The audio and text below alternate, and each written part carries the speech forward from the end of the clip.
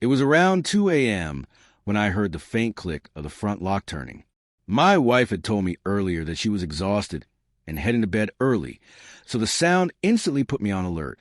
I had been half asleep on the couch, drifting between dreams, when the noise cut through the silence.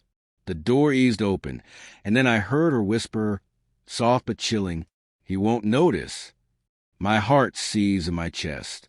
Then came a deeper voice, low and unmistakably male. "Good. Let's be quiet." For a moment, I couldn't move. My mind spun, trying to make sense of what I was hearing. My wife was supposed to be asleep in our bedroom, yet here she was, sneaking in with another man. The realization hit like a blade straight to the gut. I stayed still, swallowed by the shadows of the living room, pulse hammering in my ears. Through the dim light, I saw her silhouette step inside, followed closely by a taller figure. They didn't notice me. They were too wrapped up in each other. She placed her shoes gently on the floor and reached for his hand. My stomach twisted. This wasn't an accident. It was arranged. Their hushed laughter filled the air, careless and intimate, like two teenagers sneaking home after curfew. Every tiny sound thundered in my head.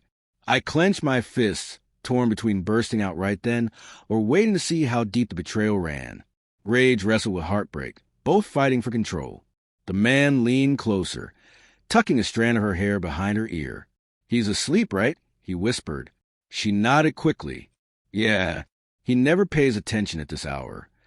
That was it, the final spark that burned away the last of my restraint. How many times had I believed her when she said she loved me? How many nights had she lied without flinching? I stepped out of the shadows, and the shock on their faces almost felt like justice. My wife gasped, stumbling backward, her hand still entangled with his. The man froze, his expression a mix of guilt and fear. I didn't shout. I didn't need to.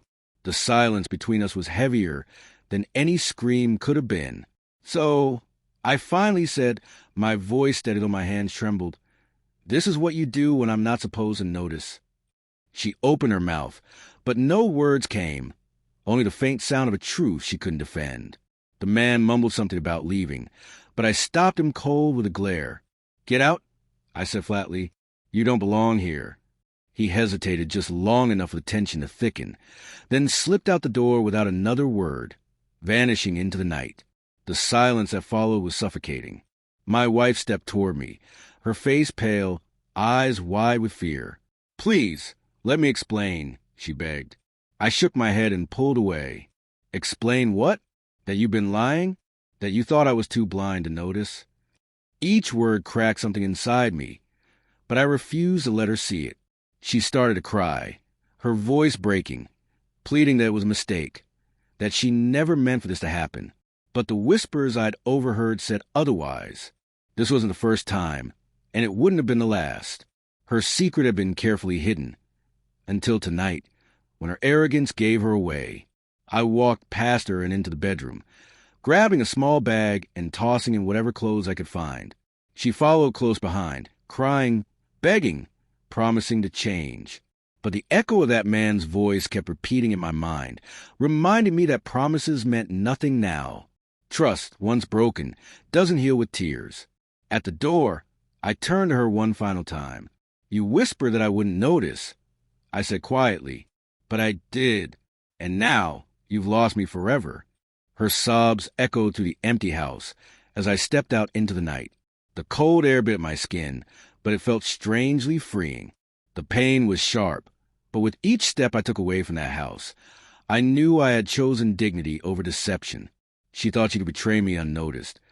But the truth always finds a way out. I may have lost a wife, but I gained something greater: clarity. I deserved better than lies whispered at 2 a.m, and as I walked deeper into the darkness, I realized this wasn't my downfall. It was the start of something new. Betrayal had broken me, but it had also set me free.